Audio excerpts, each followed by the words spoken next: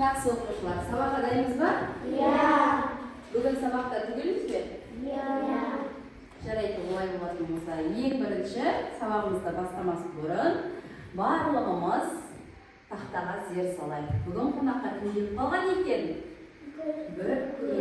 Үкі. Бұл білім үкісі. Ендеше білім үкісінің аттары бар екен. Тыңдайық. Біз сабақты бастаймыз. Партамызға отырып, өздері көз тастаймыз.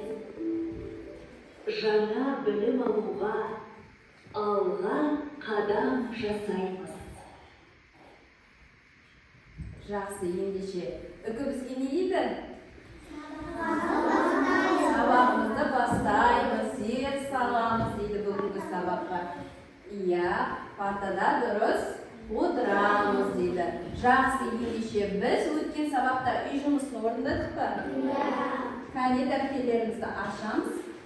Бәрімізді бір зер салып, қарап шығайын тексеріп, үй жұмысының орындалуын.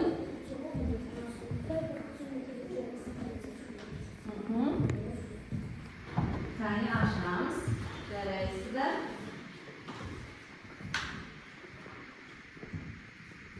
Yani үйден бізге не істеді? Жұмысын орындады. Қандай сөздермен таныстық? Иә, сосын? Не сөз бар екен?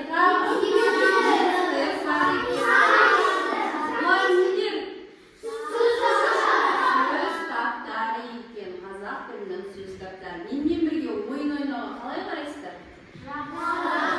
Ендеше барлығымыз тақтаға қарайық. Сиқырлы сандықтар бар екен. Ойнаймыз ба? Бұл ойынның ерекшесі ең алдымен сен бір сиқырлы сандықты таңдайсың. Сандықта қызықты сұрақтар бар. Сол сұраққа дұрыс жауап беруіңіз қажет. Сол сұраққа жауап берсек, бір-бір ұпайдан аламыз екен. Келістік па? Яғни біз байлыққа тап боламыз екен. Дайынбыз ғой, иә? Кім келеді? Қай топтан келеді? Так, Мерейлі кім келе ғой?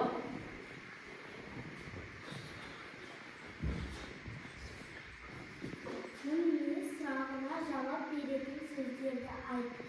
Кім әже, кімдер әжелер, не жануар, нелер қойлар. Дұрыс па? Әне мадақтап қояйықшы. Жақсы, жарайсың, қазір бағалаймыз. Екінші келе ғой. Бекасыл келе ғой. Келесі ары-қарата жалғастырамыз. Кім не сұрақта? Жоқ, бұл қазір екінші несіне.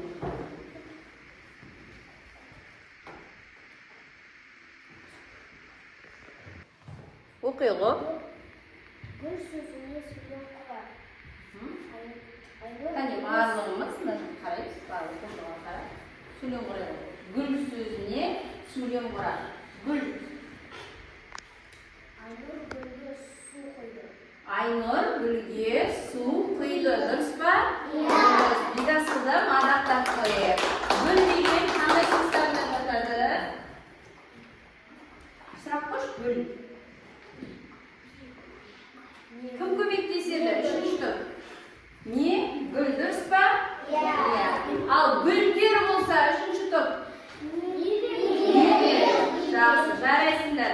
Олай болатын болса, біз ендеше біздер кешегі өткен сабақ бойынша сұрақтарға жауап берді. Қандай сөздермен танысып отырмыз?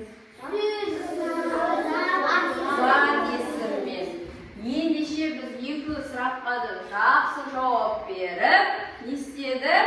Қазынаға кенелді. Алақай, олай болатын болса, біз сол тақырыпты ары қарай жалғастырамыз. Кәне дәптерлерімізді ашамыз, бүгінгі күннің жадын жазамыз, сыныппен жұмыс. Арқамызды тік ұстап отырып, әдемілеп дәптермен жұмыс жүргіземіз. Қолға қалам аламыз, әдем етіп жазамыз. Кәне.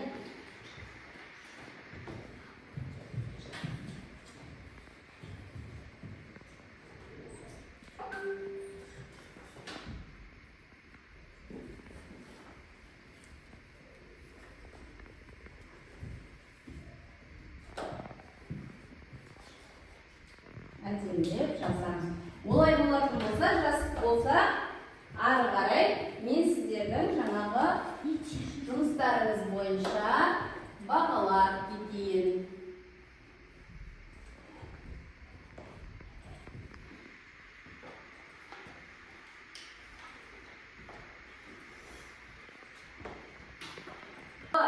Көлікке пайдаланған қазақтың киелі жануардың бірі жылқымен бағалайтын боламын. Біз кеше қазақтың салт дәстүрінің бірі бесікке салуды өттік, солай ма? Осы қазақтың жылқысымен ойналатын қандай ұлттық ойын? Иә, киге алу дұрыс.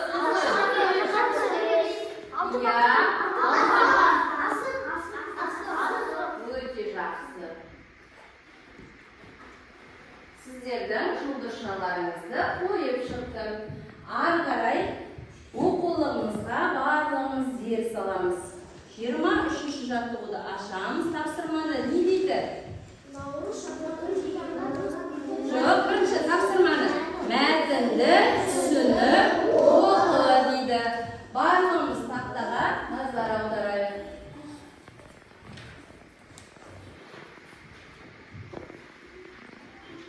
Қазақ халқының ежелден келе жатқан мейрамы Наурыз, көктем мезгілінің жетіп, күн мен түннің теңеліп, табиғат ананың оянатын уақытымен тұспа-тұс келеді. Наурыз парсы тілінен аударғанда жаңа күн деген бөлінеді. Қазақтар бұл күнді ұлыстың ұлы күні деп атайды. Мерекенің басты тағамы 7 түрлі қоспадан дайындалған наурыз көже. Наурыз мерекесіне ерекше әрі алдын ала дайындалатын болған, себебі ол тазалық пен жаңарудың мерекесі ретінде атап өтіледі. Осыған орай мереке жақындаған тұста үйдің айналасы мен аяқтар, жылғаларды тазалап, бұлақтардың көзін ашып, адамдар ең сәнді киімдерін киіп шыққан. Әр үйде дәмге толы бай дастархан жайылған. Мереке кезінде қалың көпшілік бір-бірімен көрісіп, ыстық ықыластарын білдіріп, бір-біріне жаңа табыстар, жақсылықтар тілеген, ал ақсақалдар баталарын берген. Наурыз мейрамын бүкіл ауыл, ел болып тойлайды. Дәстүрлі ұлттық ойындар, көкпар, аударыспақ, күрес, қыз қуу сияқты ойындар ұйымдастырылады. Мереке ән салып, би билеумен, ақындар айтысы қазақша күрес, ат жарысымен жалғасып кете береді. Жақсы, олай болатын болсақ, мәтінге зер салайық. Жаңа біз видеоролик қарап шықтық, сол бойынша мәтінмен танысайық. Наурыз жаңа күн деген мағына береді. Наурыздың 21-нен 22-сіне қараған түні күн мен түн теңеледі. Әз күн мен түннің теңелер сәтінде жүріп өтетін ерекше бір өл. Әз болмай, мәз болмайды деген сөз содан қалған. Әз өткенде күллі тіршілікке жан бітеді. Мәтін мен жаңа қарап шыққан видеороликтің екеуі бірдей ма мәтін? Бізге берген мағлұматы, мәліметі? Бірдей ме? Иә. Қандай мейрам туралы айтты? Наурыз мейрамы. Қай айда болады екен наурыз? Көктем айында болады екен. Дұрыс айтасыздар. Өздеріңіз наурыз мейрамына қатысып көрдіңіздер ме? Иә, қатысып көрдік. Ол кезде не киім түсті бізге? Ұлттық киім. Сосын ұлттық тағамдар дайындаймыз. Көже. Дұрыс. Қандай көже? Наурыз көже. Осы наурыз көже қалай дайындалады екен? 7 түрлі. Дұрыс айтасың. 7 түрлі тағаммен дайындалады екен. Ендеше оқушылар, біз жаңа осы мәтін бойынша дерек көздерінен наурыз туралы білдік. Жалпы дерек көздерінен өзіңізге қажетті мәліметтерді іздеп білеміз бе? Иә. Жарайсыңдар. Біз жаңа, мынау қандай не? Желі, платформа. Ютубтан біз наурыз туралы ізденіп, тауып қарадық, иә, мәлімет алдық. Ендеше мен сіздерге осы қараған жаңа видеоролигimiz var және осы берілген мәтіннің ішінен жұптық тапсырма алып келдім. Қазір жұптасып отырып, сіздер зат есімдерді мәтіннің ішінен теріп жазасыздар. Екеуміз бірге, Мерейлім Аяна, Зейнеп кім, Юсуф Асан, бірге, екеуің бірге отырыңыз. Сіздер екеуіңіз бірге. Инабат жазауына.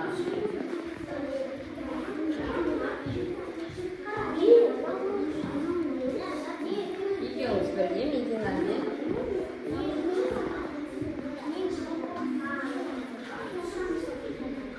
Зат есімдерін мәтіннің ішкен.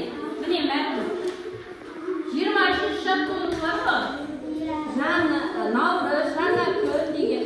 Соның ішінен зат есімдерді кім не сұрағына жауап беретін сөздерді не істейміз? Теріп жазамыз.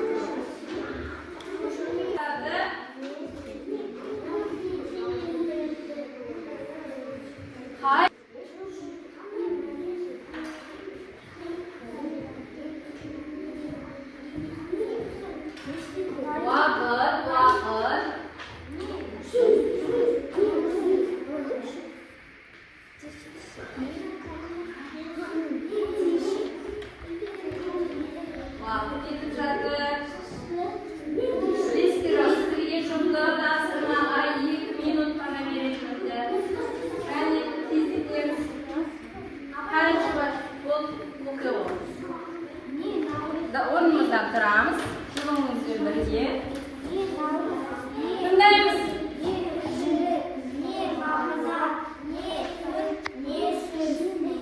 Жақсы.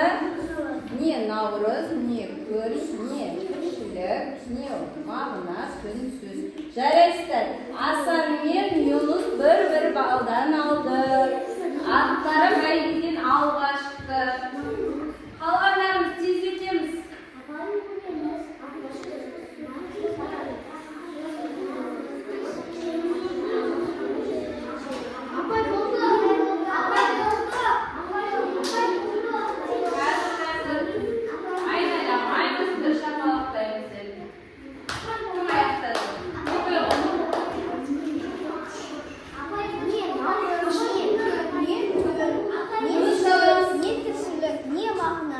Жақсы. Келесі Мерейлім.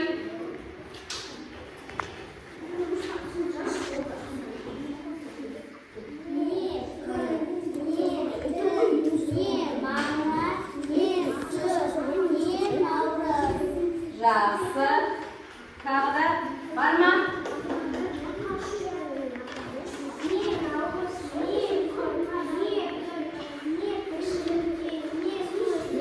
Жақсы.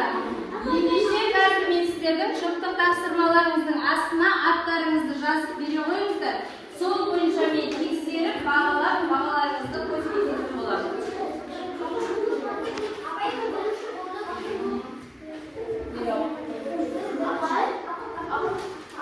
Жұптық тапсырмаларыңыз бойынша мен қазір бағалап шығайын, барлығымыз бірге қарап отырайық. Асанның аты алға шықты.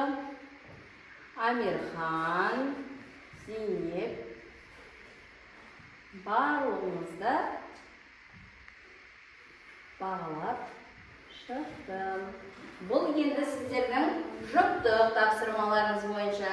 Енді маған жаңа сұраққа жауап бергендеріңіз бойынша Сұңғаттың, Балаусанның, Мерейлім қайда? Мерейлімнің, Аянаның, Динаның,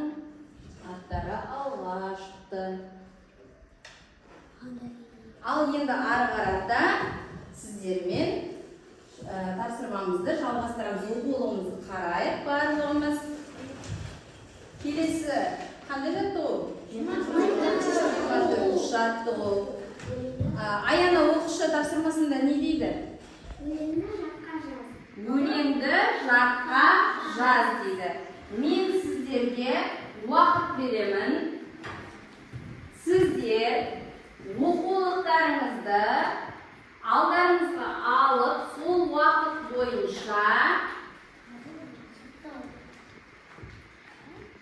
жаттаймыз. Түсіндік қой, иә?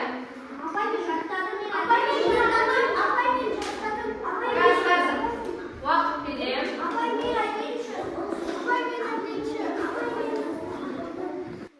Ал 3 минут уақытты қойдым. Кәне, барлығымыз жаттаймыз. Кедергі жасамаймыз бір-бірімізге.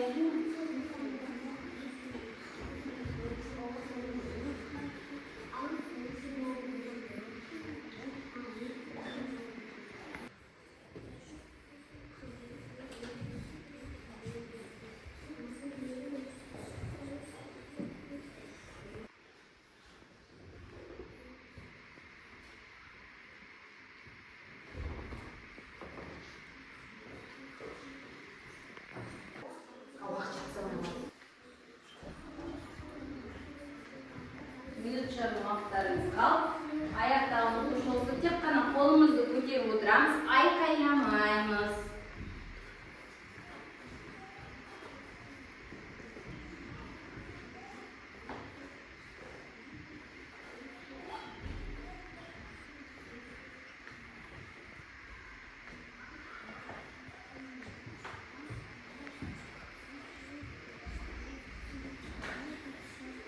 Ертерек жаттап алғандар бар сияқты, иә? Сұрай берейік. Зейнеп. Ұлыс мол болсын, ақ мол болсын, қайда барсаң жол болсын. Не тілесең сол болсын. Иә. Бұл не? Мата. Мата, дұрыс айтасың. Зейнепке тақтаға жазамын. Ал барлығымыз жаттадық қой, иә? Кітаптарымызды түгел жабамыз. Зейнеппен бірге бастаймыз. 24-ші жаттығу. Әдемілеп, көркем жазамыз. Зейнеп. 4 санымызды достап, әдемілеп жазамыз.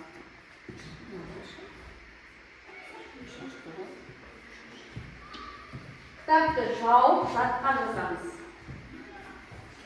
Жазамыз, дәптерлерімізді ашып. Апта дәйек сөзін білеміз ғой, иә? Қандай еді? Өнерлі бала өрге жүзер. Яғни біз көркем жасап, әдемі жасап, біз жаттағанымыздың өзі барлығы осы өнермен. Осы өнерімізбен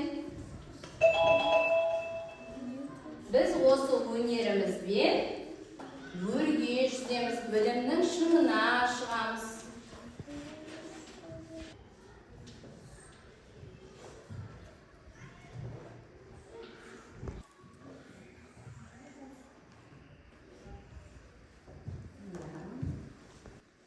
Бастарымызды көтеріп, иығымызды тіке ұстап, дәптерімізді әдемілеп жазамыз.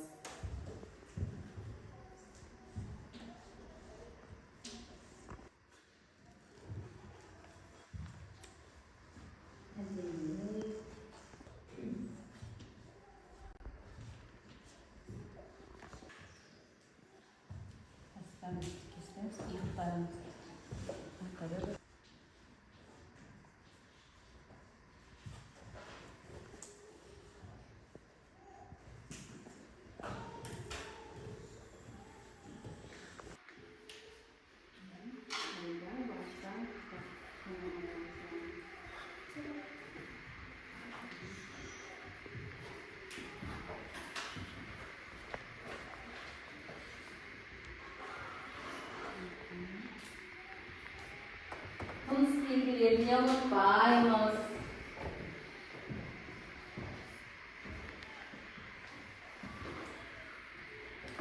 Біз тек өлең Кітапхана ойнаймыз. Міне бір тәсілсін оны жазамыз.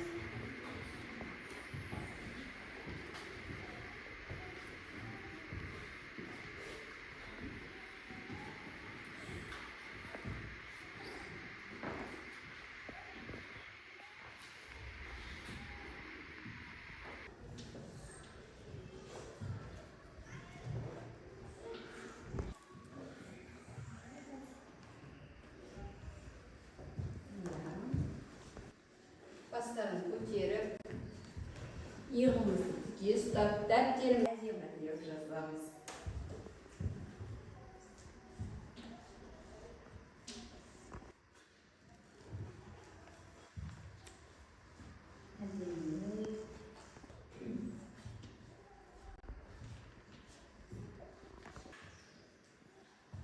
Бастарын тіке ұстап, иықтарымызды арқада.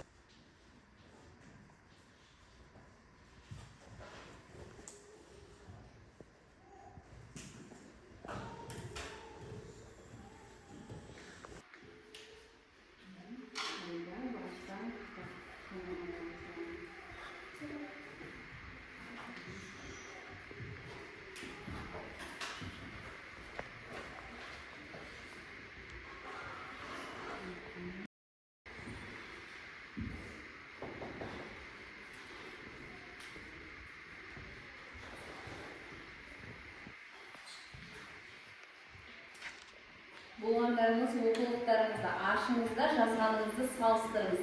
Қатесіз жазсыз ба, әлде қате бар ма? Конспекттерде қате бар, бірнеше оқушыдан көріп отырмын. Өздеріңіз қатеңізді қарап шығыңызшы.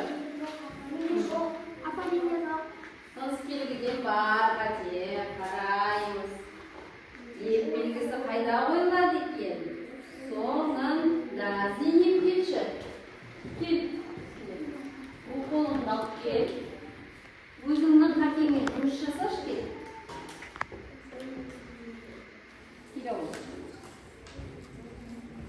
Қай жерде қате бар конспекттерде?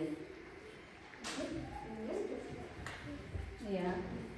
Немен түсіріп жоқ? Қандай конспект болу керек? Өтір.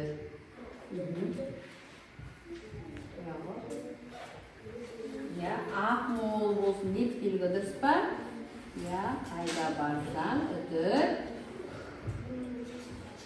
Жол болсын. Өтір. Келесі. Не келесі? Сол болсын. Қандай белгісі? Лев белгісі.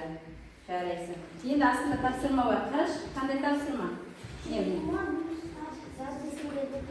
Астынсыз. Зат есімдерді табамызда астын қарандашпен сызып шығамыз.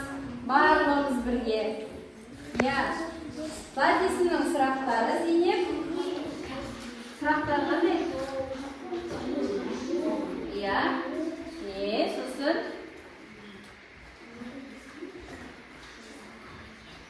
Зат есімнің сұрақтары қандай? Зейнепке көмектесейші. Сосын көпшетөде?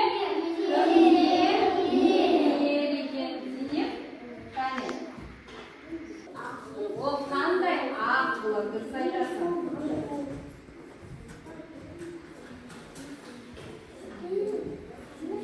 Тек қана қай сөз бар сонда? Жол деген, жолдың астын салу. Отырады. Мадақтап қояшы, Зейнепті.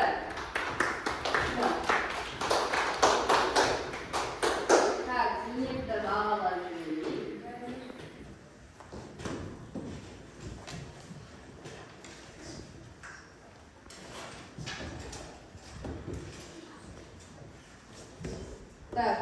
Жаттады, жатқа жазды, және зат есімді тапты, өзінің қатесімен жұмыс жасады.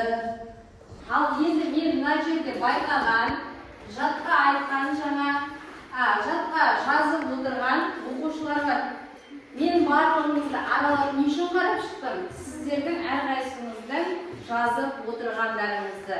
Бұл жерде Мерейлім жатқа жазған, Басынан бастап айта қояйыншы мына жерде. Так, Айзере бұны сабақтар жоқ. Асан, жатқа жазып отырған Амирхан, Инабат, Сұңғат, Балауса, Айшат, Бегасыл, Расул, так, Жансая, Мединая. Ал осылай бағалап шықтым. Ары қарай енді қателіктері бар. Қазір оны сіздердің дәптерлеріңізді жинағаннан кейін барып сіздердің қателіктеріңізбен жұмыс жасағаныңызды көріп барып бір байларыңызды қосамын. Соған қарай. Ары қаратай енді барлығымыз келесі тапсырмаға жақсы олай болатын болса, шаршадық па? Жаттығу жасап, манадан бері тапсырмаларды орындап, енді мен сіздермен бірге манадан бері тапсырманы орындаған бір шаршағандарыңызды шығарғым келіп тұр. Орындарымыздан тұрайық, бір серігіп алайық. Наурыз тойы туралы әңгімелеп жатырмыз. Осы наурыз тойында өнерлі бала күнге жүзетіп, барлығымыз бірге билейік. Кеттік пе?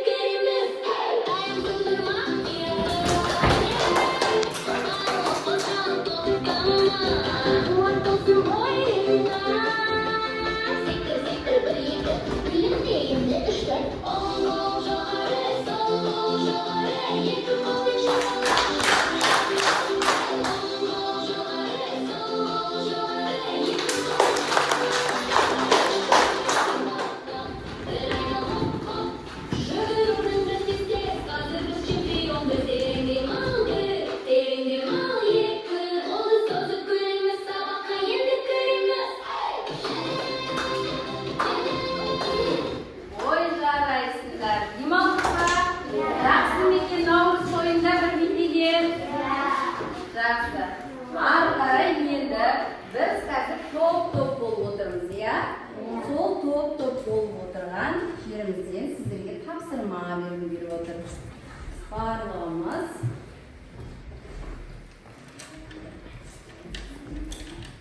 сіздерге бірінші топ, екінші топ, сіздер үшінші топ. Топтың ерекесі деп білесіздер ғой, иә? Ең бірінші топта не керек? Сыйластық, бір-бірімізді тыңдаймыз, бір-біріміздің айтқанымыз ойынмен бөлісеміз.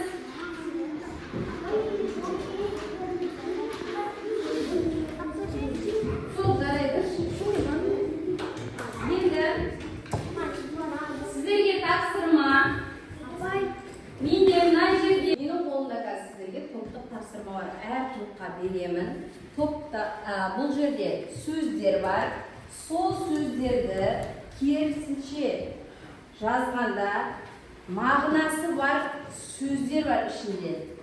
Соны теріп жазамыз ішінде тек қана. Түсіндік па?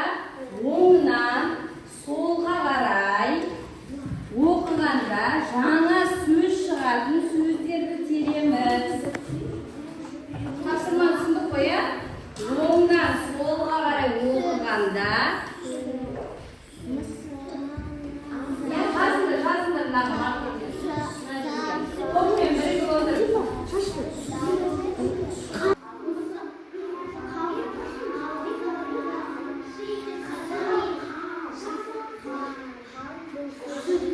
Оңнан солға қарай оқығанда жазыңдар мына маркермен. Қолмен бірге отыр.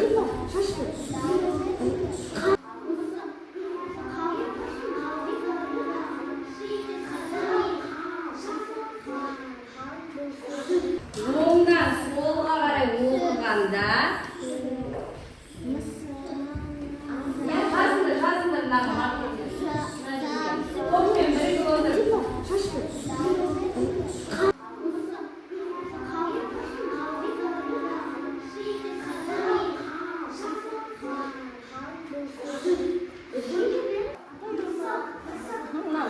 Айтағы сөздерді айтағы мен жазып отырмын.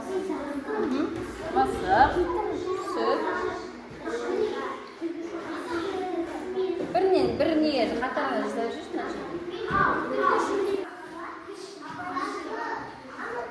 Аяқтасақ, басташ бірінші топ уақыт болды. Еріген уақыт. Так, сіздерде бірінші топтан оқып шығайық. Мына жерде кім? Американ ба? Американ. Мысық, сүт, зат, Ішек па? Жақсы. Дұрыс па? Дұрыс. Мадақтайық көзімізді. Келесі. Оқимыз. Кімді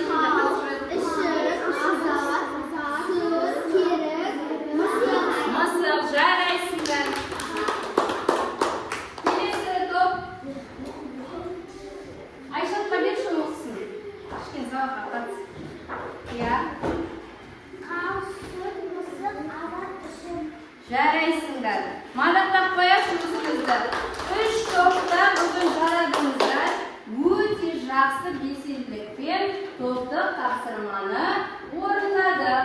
Ендеше мен сіздерді сол бойынша бағалап шығамын. Бірінші, сіздер сөздерді таптыңыздар. Одан кейін оны қандай қылып жаздық? Қатесіз жазып шықтық. Сол бойынша 2 балдан қойып шығамын. Әр топ мүшелеріне. Зейнептің көрдіңіздер ма? Бәйгеде аты алға қарай шауып барады ғой Зейнептікі. Балаусаныкі де қалыспайды. Бүгін ат жабыстан бәйген алайын деп тұрған сияқты.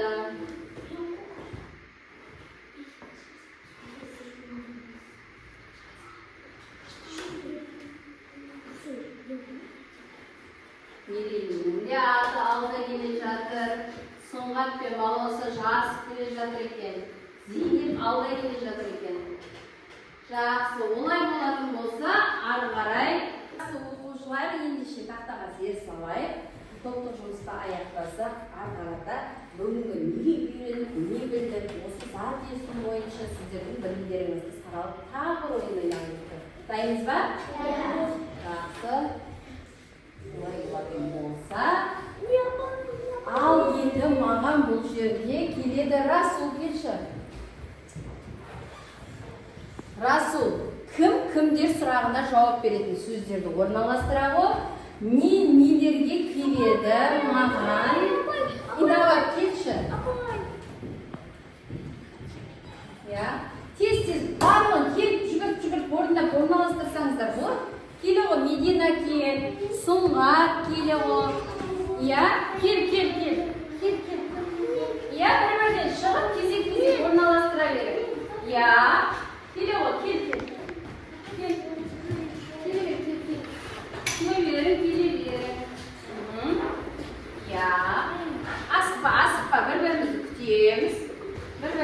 Күтеміз.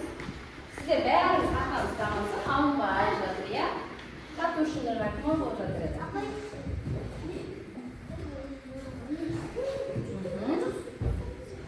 Асықпа, асықпа. Сүйер.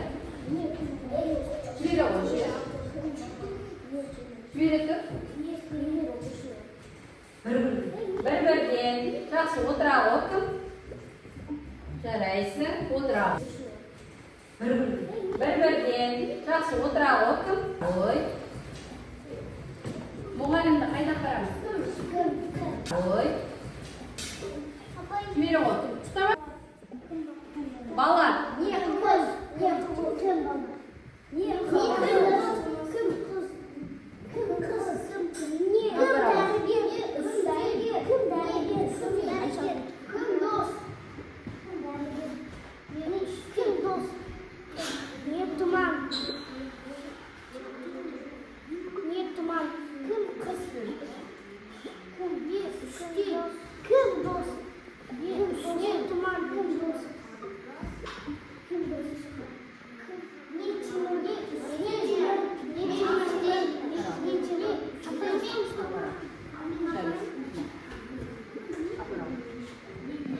Енді апарып жүрейін. Апарып. Барлығын қалды.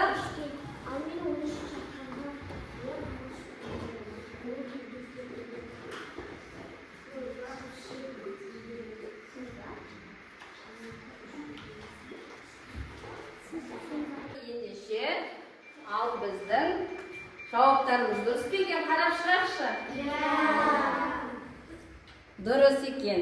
Өзімізді мадақтап қояйық. Бүгінгі сабағымызды жақсы түсінген екенбіз. Ендеше сіздерді бағалаймын. Үй жұмысына жазып аламыз. 25-ші жаттығу жұмбақ бар, иә? Қ-дан бастасаң, дақылдың бірі. Не ол? Қары. С-дан бастасаң, бояудың бірі. Қары. Енді осы қары білеміз ғой, иә? Қарыны? Не ол? Судан жасалатын тағамдар бар екен.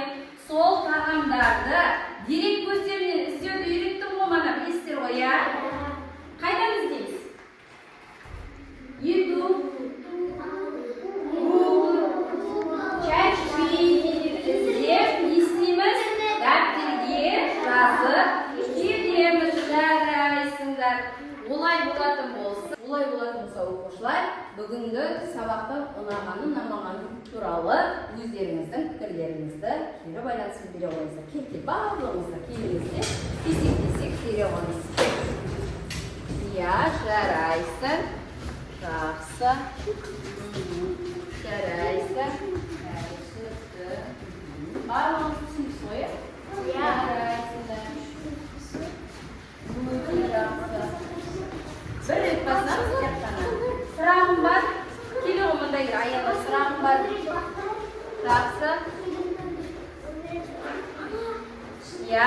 Аянат қандай сұрағы бар екен? Сабаққа бүгін сұрағым бар депті. Бүгін суып қалған сияқты сабақ.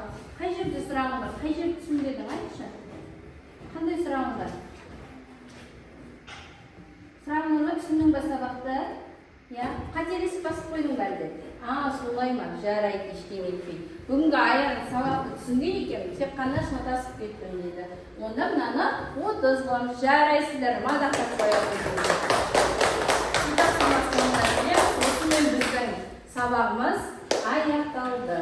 Рахмет.